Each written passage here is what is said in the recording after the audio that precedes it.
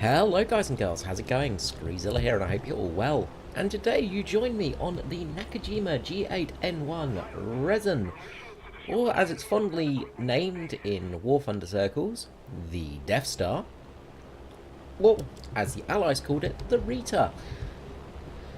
Yes, we have got this and we're in a very nice game here with the Jets, so yeah,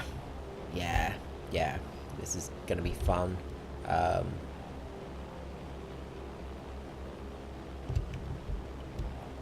Yep. We've got to hit the the aircraft carriers over there, dead on with 3 bombs to get a kill on one of them. This game's going to be pretty much a write-off. So let's talk about this plane. 3 years after the rather disastrous failure that was the G5N Shinzan, the Japanese Navy again attempted to build a 4-engine heavy bomber. Unfortunately, it didn't appear until late 1944. The G8N1 first appeared in the sort of last months of the war. The problem was at this time, the Japanese were in a real bad situation and they had they didn't have much to do. They ran out of materials that, they were using their last-ditch efforts, basically. And the G8N1 was a thing that suffered from this. Now, it wasn't a bad plane, all in all. The Americans actually did some test flights of it. But it was a bit of a failure, all in all, because it didn't really do much. It wasn't anywhere near as good as B-17, of course, or the B-29, so the Americans really didn't take much from it. The only real advanced thing this plane had over the B-17s and B-29s were the cannons. As you can see here, we've got 2, 4, 6 cannons. 20mm cannons in the underbelly, up on top, and in the rear gun nacelle. It also has 13mm machine guns on board. You've got 4 of them, I think it is. So 2 at the front and 2 at the side sponsons. The plane was not pressurised, so it couldn't fly too high, unlike the B-29, of course. It had radial engines. Unfortunately, the first version had some rather poor radial engines. Where am I? Get to my... So it had the Nakajima NK9K Homura 24 radial engines, which were a bit underpowered. They were looking at going for the Mitsubishi engines in later models. They were planning on going for the Mitsubishi, I can't remember the name of it, MK9A engine, radial engine, instead of the Nakajima ones, which would have given the plane a lot more horsepower. The Nakajima engines, I think, were around about just under 2,000 horsepower. The Mitsubishis were over 2,000. They were about 220, 230 horsepower. So this thing would have been a much better plane had it got those better engines. But saying that, it wasn't a bad plane, all in all. It wasn't, it wasn't a terrible vehicle, in its design. It could have done a job quite well. The one thing it did lack was bombs, because of the gun loadout. P-51 coming in here, so I've got it coming in on the side here, and he's going to come for us.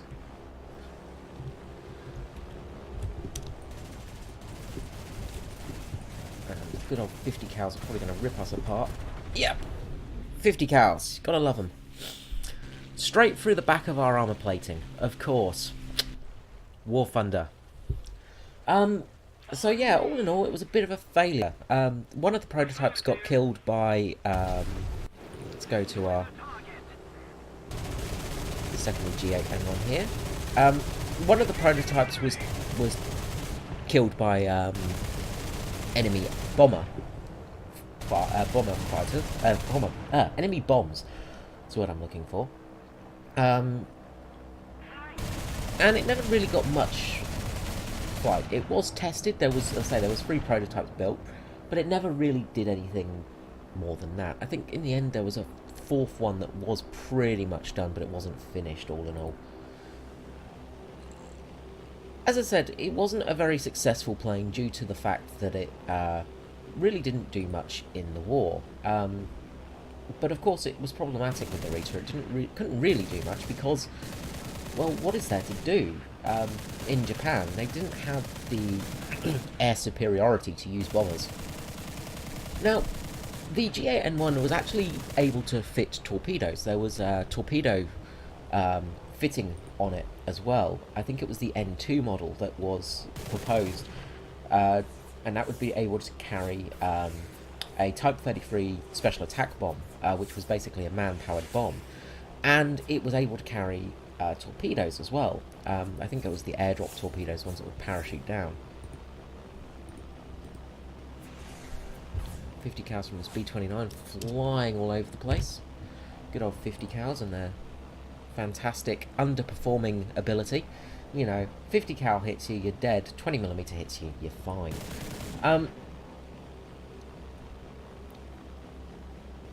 The plane didn't survive. There's no surviving models of this plane.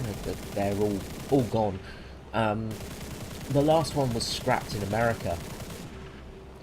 So, unfortunately, we don't have any surviving planes of this, which is a real shame because it is a really interesting bomber. It is a very cool plane. The captured G8N1, you know, did show it would have performed very well. It had a very good range to it. It had self-sealing fuel tanks. It wasn't all metal design. They were looking at doing a all-steel airframe as well later on. I think the first couple of models had a mixed airframe. So the steel airframe would have given it a lot more durability. But it just, Japan didn't have the ability to really do much with it. At that stage of the war, they were pretty much buggered. Now, speaking of buggered, let's see how we're doing in a team. I think we're doing okay so far. Managed to take a few of them down. It's going to be a long old game, and I'm not going to sit around waiting for this. So let's head back to the hangar and talk about this plane a little bit in person. So, as I said, in War Thunder, this plane's nicknamed a Death Star.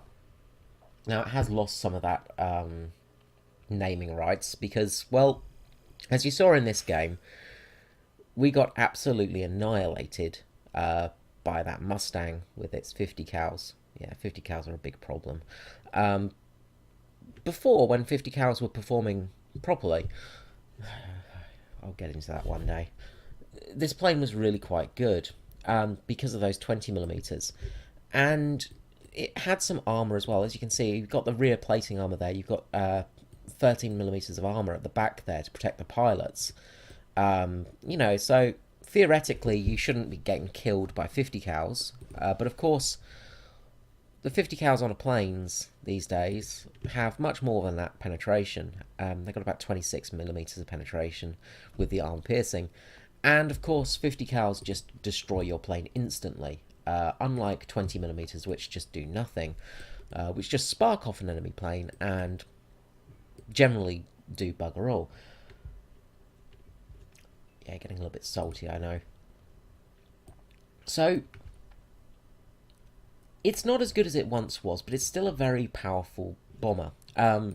Mainly because of the defensive armaments. It's the second most powerful defensive armament to the Tu-4, of course. It's meant to have good survivability, but again, bombers no longer do. It does suffer a bit with the bomb load. Because the payload is quite small, you only get 3 800kg bombs. It means you can only take out 1.5 bases or one single aircraft carrier. You do get the option of 8 250s, but you're better off taking the 800kg because the 250s are a bit weak in all honesty. The plane is pretty good on turret ammunition. It's quite manoeuvrable as well for a big heavy plane like this. The armour, as I said, is decent. Self-sealing fuel tanks as well. Of course, you do have these centre fuel tanks as well as your wing tanks. So you are quite flammable, but being self-sealing, they should seal over and not catch fire. I say should, they never do, of course. They always do catch fire. The plane is meant to be able to defend itself from fighters. As you saw in that game, we couldn't at all. One of the issues is the gun turrets do jam quite quickly if you're firing off too much. They do overheat relatively quickly. Another issue is the landing gear tends to go down very slow, and it doesn't have the best climb rate of all the planes. But overall, it is a good little plane. Unfortunately, bombers are a bit underutilized these days, and you know, it's hard to play a bomber. It's not as enjoyable as it once was because of the yeah. But if you get a good match, you can have some real good fun in this plane. Okay, guys, well, I hope you've enjoyed this short. Found it somewhat interesting. There's not much history on the G8N1, in all honesty. It was pretty much a testing bed.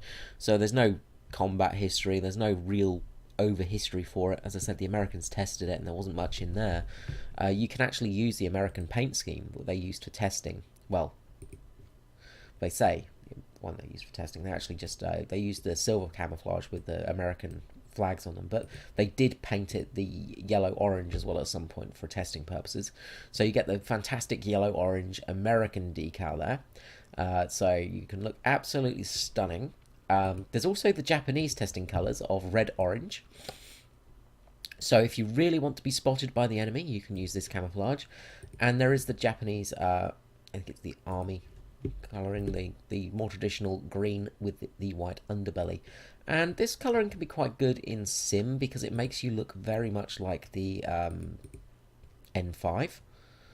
So from a distance, you do look a bit like the G5N1 because of that sort of greenish camouflage. So people do sometimes mistake it for that and then get a nasty surprise when they get close to it.